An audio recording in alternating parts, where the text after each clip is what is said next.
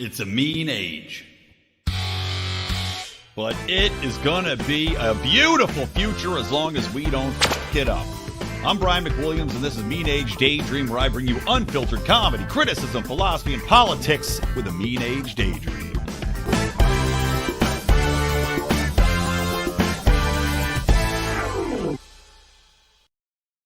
Oh, yeah, we are here. Welcome to Mean Age Daydream, anybody and everybody, and your dogs and cats. Hopefully, we'll really get our listener numbers boosted.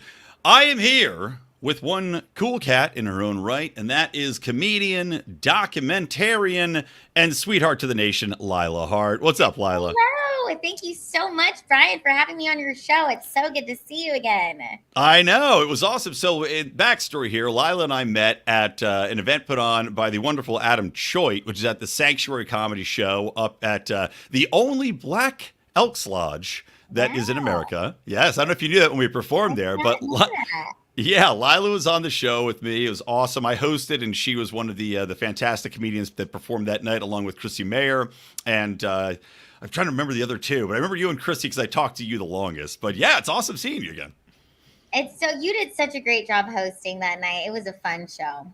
It was indeed a fun show. And, it's funny because once I got into chatting with you and then obviously following you on Twitter and interacting a little bit more there. And, obviously seeing your stand-up was fantastic. Really, really funny stuff. And what I love is a lot of, similar to my kind of comedy, I like the bait and switch approach, so often leading people down the wrong path and then hitting them with a little surprise at the end. So I wanted to find out a little bit more about your story. How did you get into comedy? How did you become who you are? Where did you land politically? And I'm sure it's a fascinating tale. Yeah, so to give you a little background, I grew up in Washington State. I went to Washington State University. My degree is in broadcast production with a minor in political science. So my dream for the longest time was to be a news anchor. But because behind a news desk, like sitting like this, just as we are here, no one would know that I was 4'6" and that I was born with a congenital birth defect called spina bifida. So growing up with spina bifida, and for those of in your audience that don't know what it is, it's a congenital birth defect. It's like being born with a spinal cord injury. No two cases of spina bifida are alike. That's why they call it the snowflake disability. And I was such a nice way of saying it. Yeah, the snowflake disability. I was born in Honolulu, Hawaii, at the the Tripler Medical Hospital. It's a military hospital, and when I was born, doctors told my parents that I would never be able to walk. I would have learning disabilities, and I would have like a whole plethora of issues because of how severe my type of spina bifida is. There's three types of it. I have the most severe case, which is called spina bifida myelomeningocele.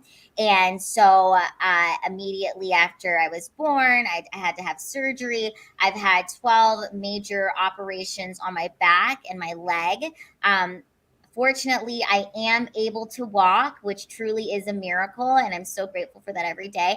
But I do kind of walk with a little bit of a limp. I call it my gangster lean, Yeah, you crip walking like Snoop. You saw my pimp walk. It was cool. Oh, it was so hot. And so yeah, I credit my parents because my mom and dad really never treated me like I was disabled. I have they were abusive, like any good parents. Typically locked you in the basement, just like mine did. They treated me just like any other kid. My mom is from the Philippines. My dad is from Louisiana. They've actually been married for almost 32 years. In October, it'll be 32 years. And my dad was in the military. So, like I said, my parents never treated me differently. And my dad, he tells a story about I was about to have like a really major operation on my back before my first birthday. And it was going to be like a 12-hour surgery. And he went and he visited the surgeon because he was nervous about it. He wanted to meet the surgeon who was going to do this operation. And he saw on the surgeon's in his office, there was a sign that said, winning only matters in war and in surgery. And when he saw that, he was like, okay, it gave him like a sense of peace that that this was the right guy to do the surgery. And I feel very fortunate. Like I said, like a lot of things happened where I had an excellent surgeon, good parents, and, by the grace of God, I am able to walk. So, in high school and college, like I said, I was very I was pretty insecure about my disability. You know, I didn't talk about it. I really tried to hide it. And when I was in college, you know, I just wanted to fit in. I just wanted to be like everybody else. And I remember I rushed to be in a sorority because that's what you do in college, and you want to be part of the fraternity system. Oh yeah, I was a frat boy. I'm Yeah. with you. So I rushed to be in a sorority, and I remember this is at Washington State University. You know, it's like a week long process, and at the end of the week, you choose a house, and the house chooses you, etc. Well, at the end of the week, none of the houses wanted me, and I found out later it was because I had a feeling it was because of my disability. But you have to understand, this is like 12 years ago, 10 years ago now, before people were like so woke about inclusion. And I remember my senior year of college, this girl comes up to me and she's pretty drunk and she's tearful. And she's like, I have to let you know something, that none of the houses wanted you because we didn't want to be known as a house with a crippled girl, you know? So that was very painful for me. And I moved to Los Angeles right after graduating, and I wanted to get into acting, all that, and I would send in my headshot, and I'd always get the call back. But then when I came in and being 4'6", I felt like my disability, I was getting discriminated against. Well, So, they don't like to hire people that are taller than Tom Cruise usually. That's a law, so you got to remember that in acting. so I had this epiphany in 2016. It just came to me. It was actually my sister's birthday, February 10th, which is my comedy anniversary. And the epiphany was like, oh my gosh, Lila, if you become a stand-up comedian, they will write parts in for you. And if you become a comic, you can write your own story and you can talk about these things. So I went to my first open mic, which was at Flappers in Burbank. Ah, nice. I remember I wore this gold dress. I got there 2 hours early, and I performed, for the first time on stage. And I remember getting off the stage. It was like that instant, like, this is it. This is what I want to do. And it was so empowering, Brian, to like say for the first time out loud, like, I have spina bifida, and to talk about, to say these words like spina bifida, midget, cripple, all of these words that truly used to hurt me, like used to make me cry. And 2 weeks before I became a comedian, I went to the Laugh Factory and I watched Adam Ray perform stand up. And I remember Adam Ray did this comedy bit about his midget friend, Brad Williams. And I remember sitting there seething, kind of like, oh my God, everyone in this audience is going to think the midget he's talking about in his bit is me. Everyone is going to think I'm the midget that was fucking the stripper in the closet. Oh my God. And I'm like, kind of having this internal anxiety. After the show, the friend that was with me was like, Lila, you should tell Adam that word midget was like, he shouldn't be using that in his stand-up. And I remember telling my friend, no, I need to figure out what the hell is going on with me, that word triggered me so much to feel so uncomfortable. And then 2 weeks later, I became a stand-up comedian, So stand-up truly has healed me in so many ways. And it's given me everything in life that I could have dreamed of. I'm 31 now, but if I could, if my 18-year-old self could see the 31-year-old version of me, she would be so proud, so excited. And, it's pretty incredible. Well, let me ask you this, because a lot of times you'll find the people that will get offended for others, right? It's always that way. People get offended on behalf of other people about phrases or terms or jokes that are used. And very often you'll see people that are actually, let's say, affected by what the person's talking about, have been through it, because it is a cathartic thing, laughing about something. And to your point about an issue that's affected you, being able to laugh through it, get over it, address it, helps people heal, helps people come to grips with it. Have you had people that have a similar condition have come up to you and say, hearing you joke about this has actually helped me along in dealing with this? Absolutely. I feel like that's part of the reason why I do it. I remember, here's what's interesting. I didn't meet anybody with spina bifida until I was 21 years old. Okay. I didn't even, and the first time I met other people with spina bifida was at an event in Santa Monica called Life Rolls On. And it's an event for disabled people to come on the beach. They put mats on the beach and anybody in a wheelchair can go out there, and then they take people surfing.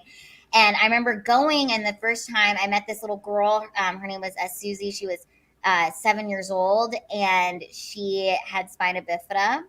And I remember she was like, Lila, come play in the water with me, you know?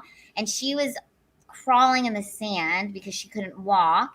And I remember thinking, oh my gosh, like, wow, this little girl is just so cute and so full of life. And here I am feeling insecure about myself, my legs, and how I look. And it was at that moment, I remember I got to my car and I called my mom and I was bawling and I was like, I am no longer going to be insecure about the clothes that I wear. I'm going to wear skirts. I'm going to show off my legs. Because I used to hate my legs because they're very thin and skinny.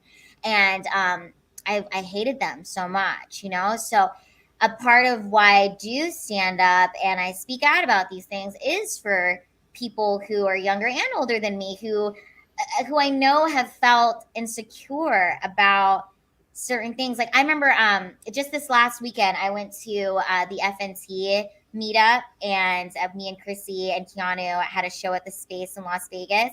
And I met this awesome guy who's 34 years old, and he has spina bifida like me.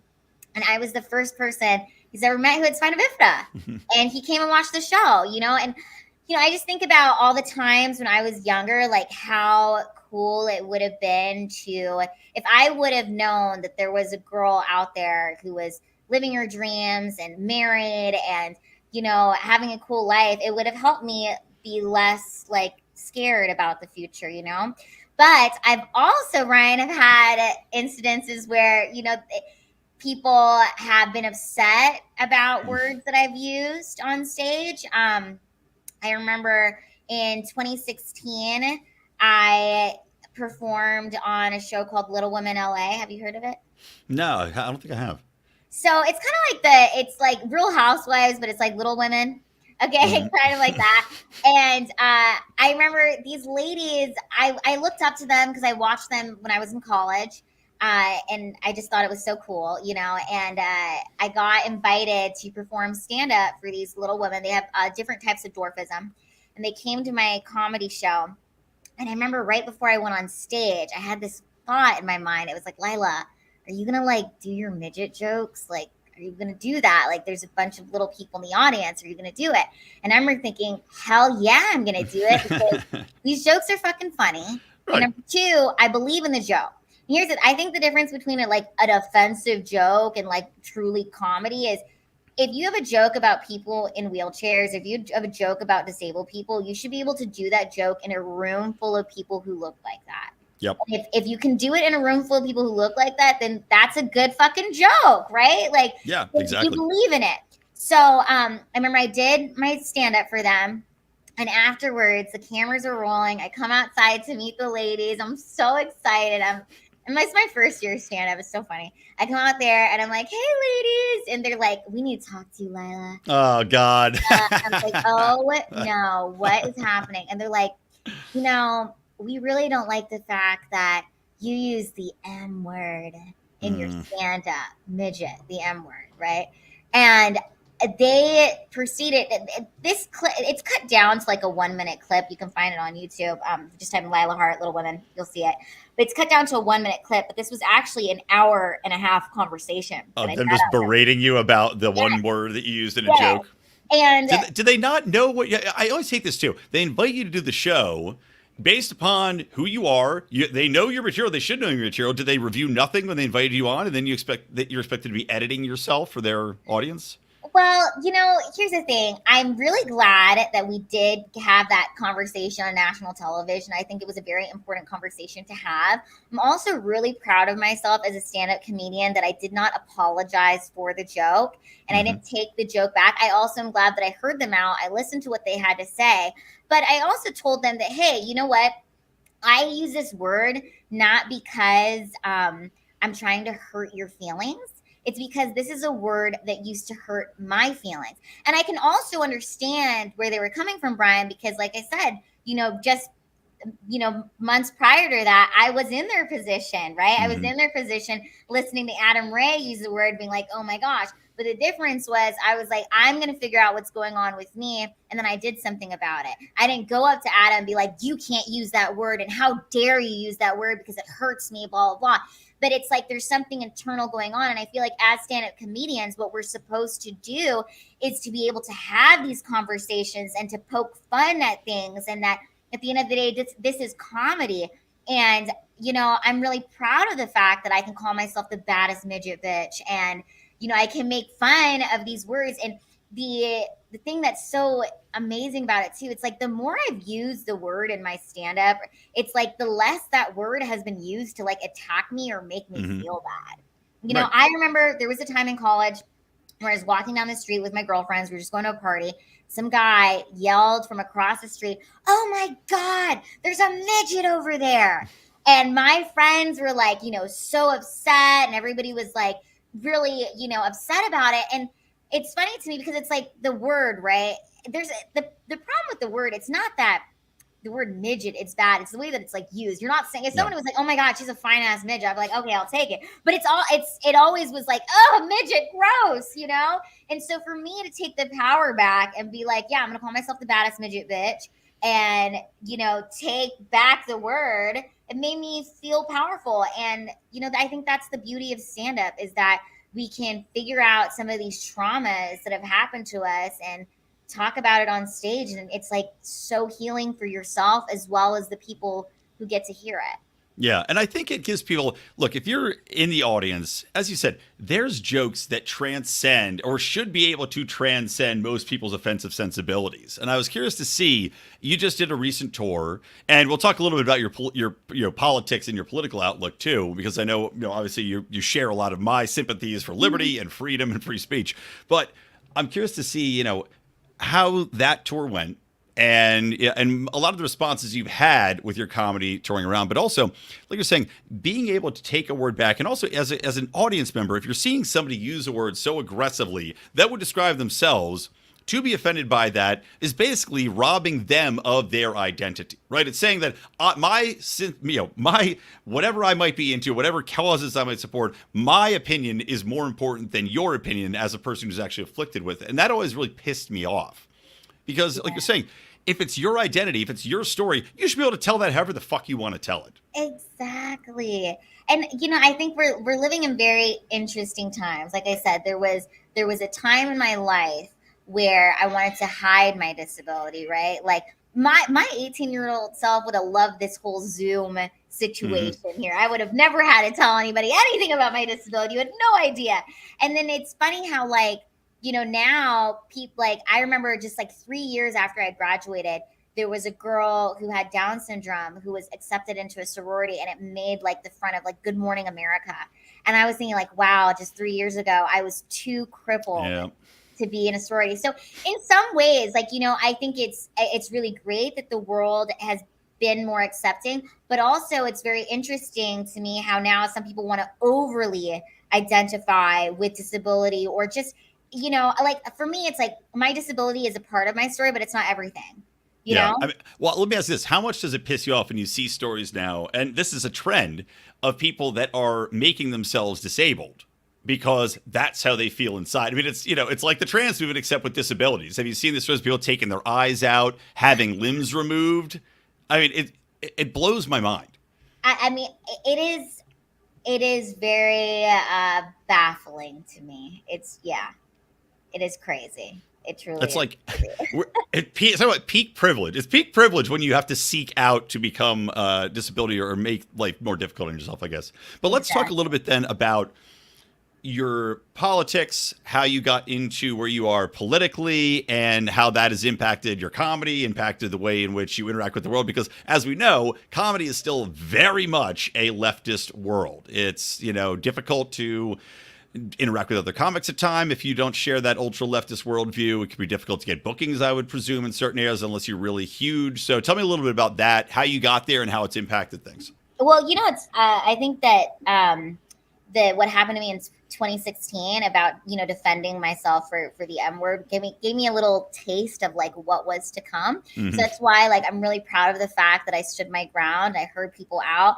I didn't insult them, and but I didn't apologize, and I didn't, you know, change what I was going to do with stand up. And I evolved in my own ways. But so I'll say this in 2020, when everything happened in the world and everything changed so much, comedy really took a standstill. And, we were doing the Zoom comedy shows. We were, and that's really when a lot changed for me, because I did one Zoom comedy show, Brian. Okay. I did one Zoom comedy show.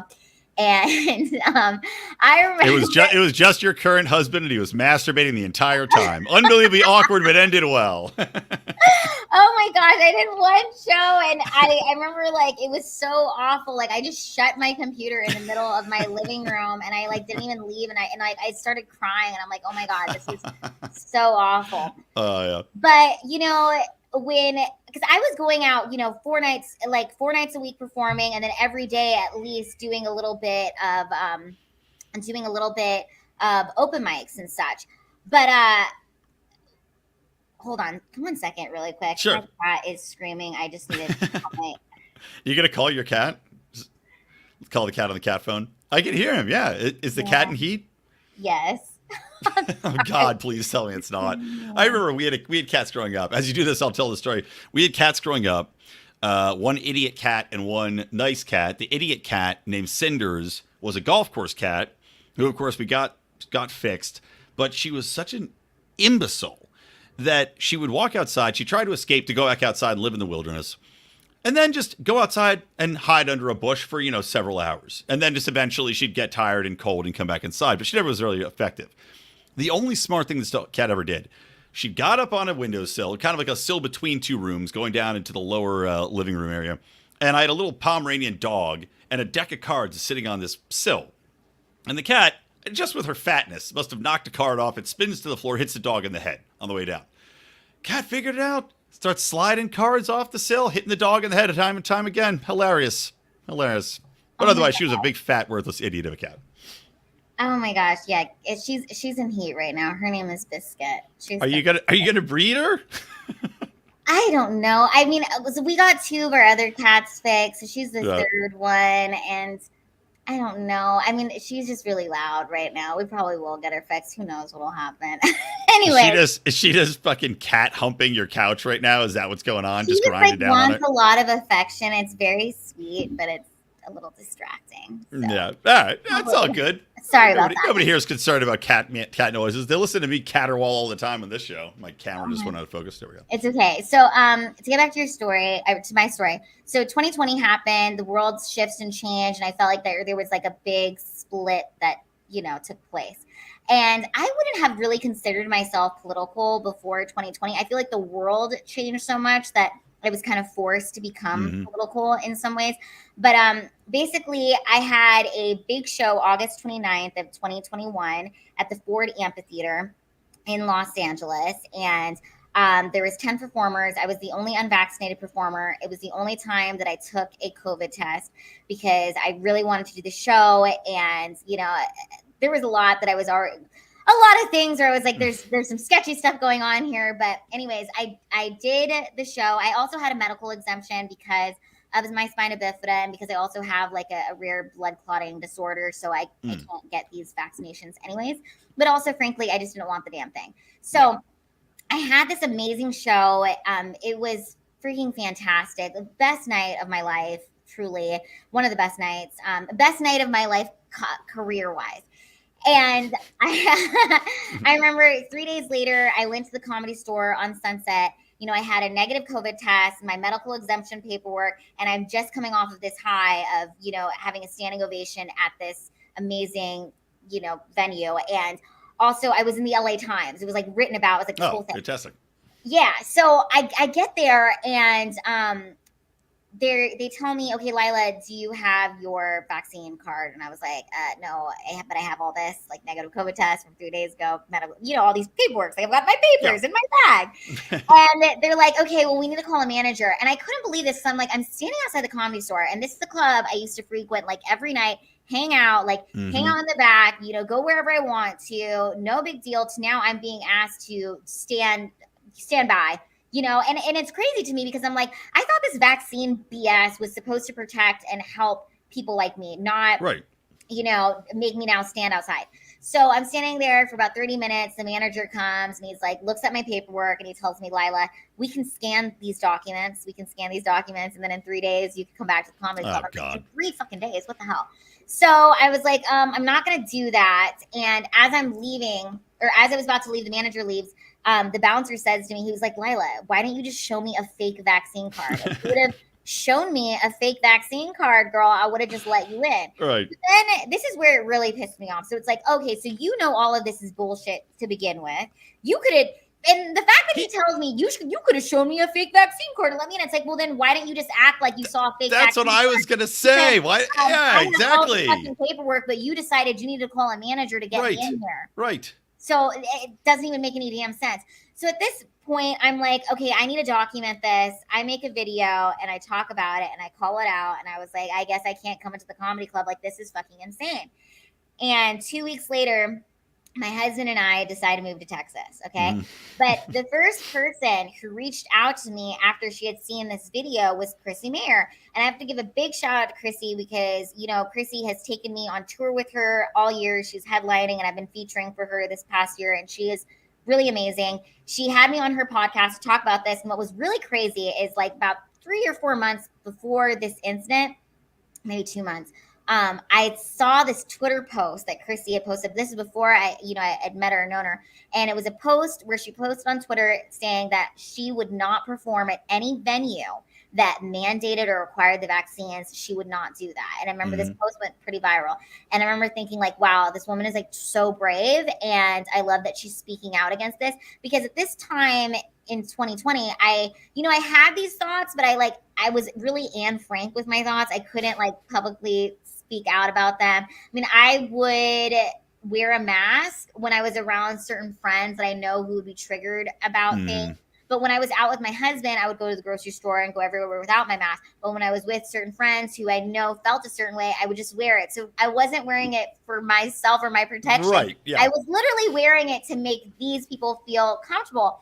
And I remember another breaking point I had, but right before the incident at the Comedy Store was I was at a Starbucks, and I remember going into Starbucks with my friend who I wore the mask around her to make her feel comfortable.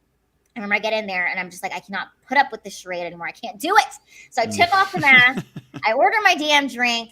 I'm waiting to get my drink. And I'm feeling like good. I'm like, okay, I'm making a statement. I'm not wearing the mask. No one's bothering me. It's cool. The lady making the drink, all of a sudden she goes, excuse me, ma'am, you need to put on your mask. And I was like, can you just make the drink and then I'll get out of here? And she's like, no, you need to put on your mask. And I'm like, I'm not doing that. And she's like, you need to put on your mask. And I'm like, okay, would you rather I get my drink back, I get my money back, and then you don't have to make the drink? And she was like, yeah. And I'm like, okay, so I'm just going to be in here longer maskless. Right, without the mask. But whatever you guys freaking say. So then I go to the cash register. I'm getting my money back. A guy walks in. This man was like 6 foot tall, walks in. He has no mask on. He's ordering his drink. They're not giving him any flack. I'm like, dude, are you just picking and choosing who you're going to pick on? Because he is not wearing a mask and you are letting him order the drink. And then she looks at this man and looks at me and looks back at this man and she's like, sir, can you put your mask on? And this fucking guy puts on his mask. And I was like, this is when I just lose it. And I just break out into the speech and I'm like, how long are we going to do this? These masks don't work. This is BS. Are you guys seeing what's happening here? There's a lady in the back with her child. She's like cheering me on. Yeah, good. You're Starbucks Braveheart. I love it. Then this guy with two masks, double mask. I mean, God, this is like a movie. Anthony Fauci, turns out he was there the whole time. He walks up to me, Brian, and he gets in my face like this, and he's like, you are the reason that people are dying. It's because of you, people like you, who will not just put on a damn mask. And I was like, whoa, this is just insane. So... It's just amazing to see still people wearing the mask and people not. That guy, I guarantee, still isn't admitted that masks don't work, that they never have worked, they never will. Every study shows. But anyway, keep going. So, again, so at this time, I'm like starting to speak out about it, but I'm still feeling like really like Anne Frank with my thoughts, and I'm not. But then this incident happens at the Comedy Store, and I call everybody out, and Chrissy Mayer is the first person to have me on her podcast. So we talk about it on her podcast. And I remember it was pretty emotional for me. And then 2 weeks later, me and my husband move out to Texas. And Chrissy was headlining at Hyenas, and she Mhm. messages me and she's like, "Hey, Lila, do you want to come do a spot, open for me?" And I was like, "Absolutely." I get out to the Hyenas Comedy Club. I perform on the set. After the show, there was a bunch of people there from The Blaze. It was Elijah Schaefer, Sydney Watson, John Doyle, and my friend Brittany Venti, who's now my friend. They were all in the audience. So Elijah Schaefer comes up to me and he was like, "Lila, oh my God, you're so funny. Love to fly you out and have you come on my show. I have a new show called You're Here." And I was like, "You don't even have to fly me out. I live here now." And he was like, "Fantastic." So a couple weeks later, I was his fourth guest on the show on You Are Here. And here's what's funny, Brian. They invite me on this show, right? To be like, ha ha, funny comedian. I get on this show and I am a cry median, okay? I am just crying. I'm telling my story. I'm bearing my soul. I essentially feel like I'm coming out with the fact that I don't believe vaccines are I believe that they're killing people. I think the masks are horrible. I think all of this is a psyop. And I'm coming out, right? I lose 6,000 followers that day. Damn, wow. 6, well, at least you know they were watching. That's the good news. And then I get a bunch of messages from people being like, "Oh my God, Lila, I cannot believe that you would move to Texas. How could you do this?" Like, just basically telling me how horrible I was. And some of these people were other disabled people who had looked up to me for years. I think that's the one that like really hurt me the most, was like some of the disabled people who had looked up to me as a mentor being like, now like, "Oh, you're horrible and you want us all to die." Did they actually explicitly say, did they say, "I looked up to you as a fellow disabled person"? Did they specifically say that to try to make you feel see, that's so shitty. I mean, honestly, that's extra shitty, because they're using your shared, I guess, past, your shared experience to try to make you feel bad for something that you're standing up and believing in. That's just a scumbag move on their part. So it was really awful. But here's the crazy awesome thing that happened. So after the episode, Elijah's like, "Oh, this is so great," and he's like, "Tomorrow we're gonna have Alex Jones as the fifth guest. He's gonna be sitting in that chair." And I was like, "No freaking way!" And he's like, "Yeah. So if you and your husband want to come back and watch the show, you're more than welcome to," which was so cool of Elijah to do that. I remember I got home and I told my husband, also to give you a little backstory, me and my husband were actually, the house that we had originally bought, the sellers lied on the seller's disclosure. So we had to pull out. We had to live in a Motel 6 for 7 weeks while we were desperately looking for a home in Texas. So I get back to the Motel 6 after this interview, and I tell my husband, I was like, "We're gonna meet Alex Jones tomorrow," and he's like, "No way," And it's so funny because watching Alex Jones during a lot of 2020 is like really what drove us to move to Texas. And so the fact that we're here for 2 weeks and now we're about to meet this guy, like what? So and then of course you realize Alex Jones been in the Motel 6 room next to you because he was sued for $80 billion. Yeah. He's like, "This is all I can afford." So we go to the show and Alex is there, and then afterwards Alex had invites everybody to dinner, and he bought everybody dinner at this awesome. super nice steakhouse. And so it kind of it gave me and my husband a lot of hope and a lot of strength. Like, okay, we're on the right path. We just got to keep moving forward and doing things. So during 2021 and going into 2022, I was doing shows with Chrissy. Anytime she would come into town, she would have me feature open for her, which was so amazing. And I started doing some stream shows with her. But it was really July 4th of 2022 when my husband and I released American History of Voter Fraud, which is what totally got my comedy career back into motion. Because you have to understand, I almost felt like because of what had happened at the Comedy Store and because of how I spoke out against everything, that I had a lot of people, a lot of connections that I made in Hollywood kind of disown me, shun me, not talk to me again. And I had to watch, that show that I did at the Ford Amphitheater. I had to watch all the other people, all the vaccinated people that performed. They went on to open for Joe Coy, go on to walk the red carpet, do stuff on Netflix, and I'm in a Motel 6 in Texas, Right. like, Yeah. so it was really interesting. And I'm so proud and grateful for my husband because, it was really him that he is the sole really the researching, the writing, like I was his muse, you know what I mean? Like he saw how much had been taken away from me because of the pandemic, and us making the movie American History of Voter Fraud is what kickstarted everything. We made the movie, and I remember I had a 4th of July party at my house to show the movie. It was like a movie screening. And my friends were like, Lila, you're not putting this on YouTube, are you? And I'm like, I absolutely am putting this on YouTube. Everybody thought I was crazy. They're like, it's going to get taken down immediately. Well, guess what? It's still up. It's got like almost 20,000 views. It's still up on YouTube. Put the movie up.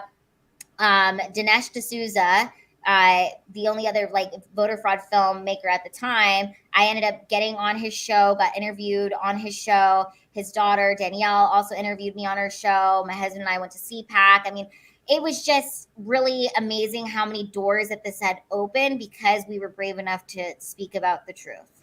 Yeah.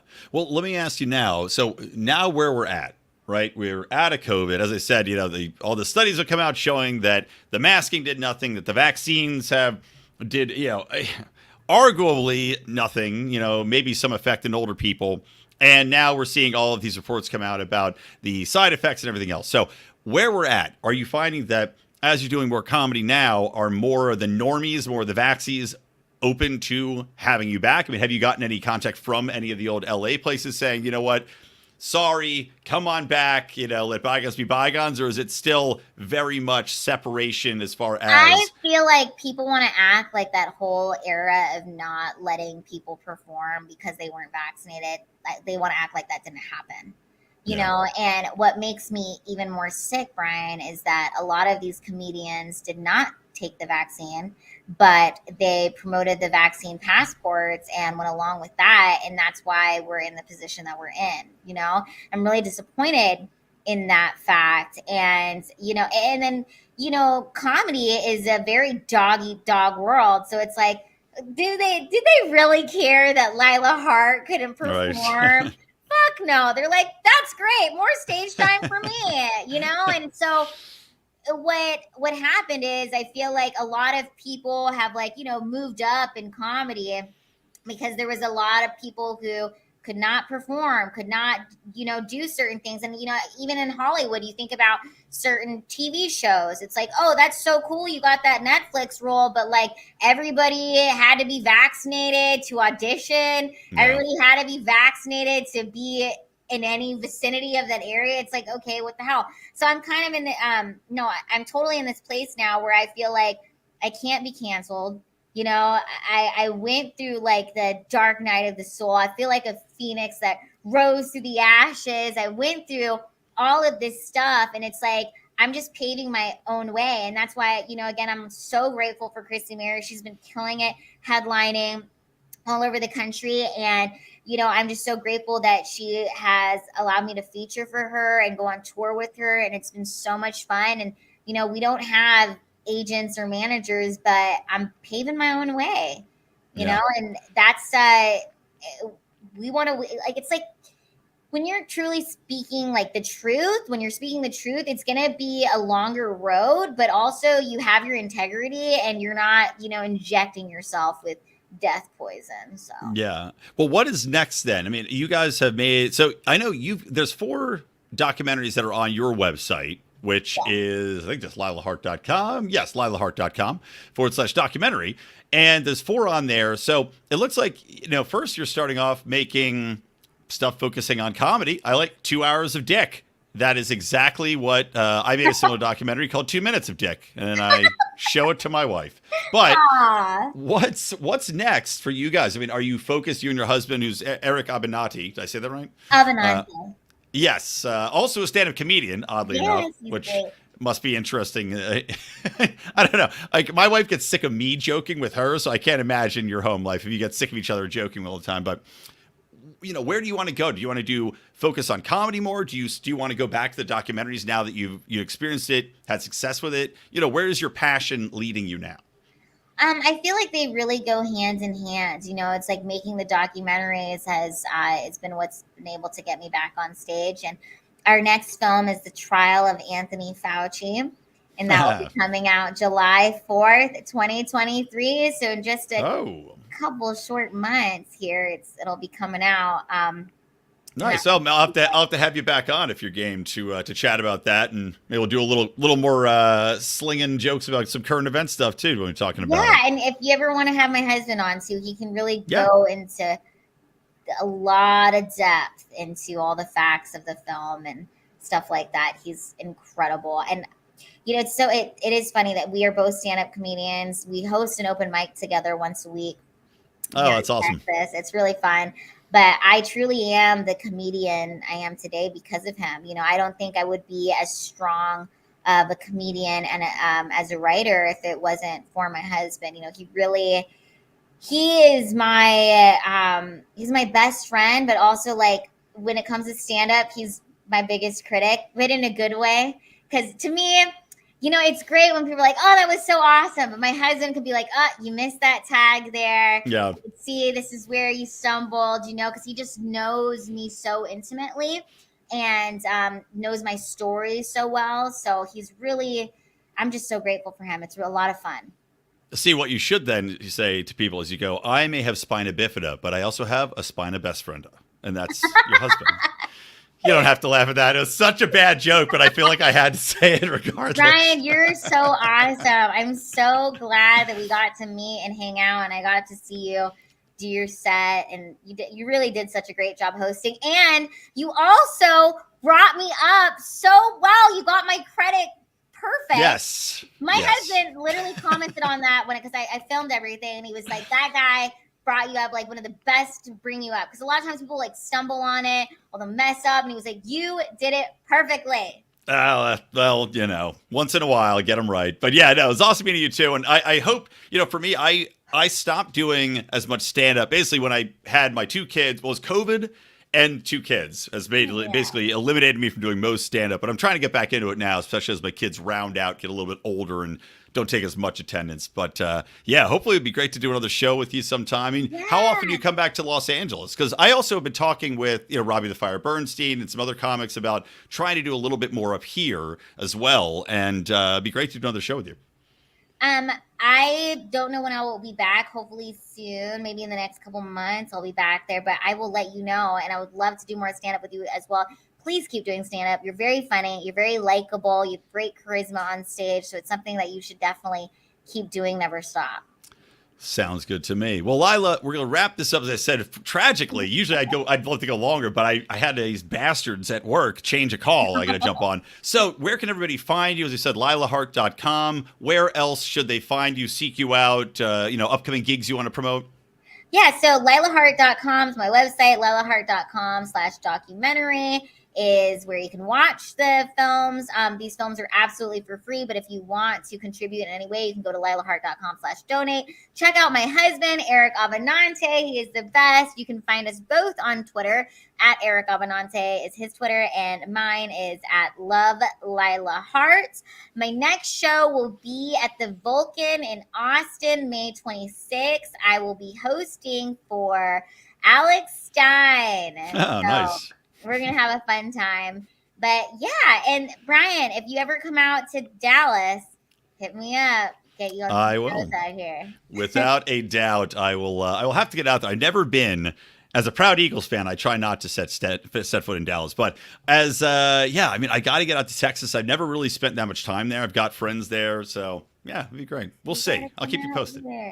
Yeah. And thank you again for joining us. The great Lila Hart, everybody. So from me, from Lila Hart, and from the Lions Liberty Network and Me and Age Daydream, keep those electric eyes on us and keep that ray gun to our heads. All right, later.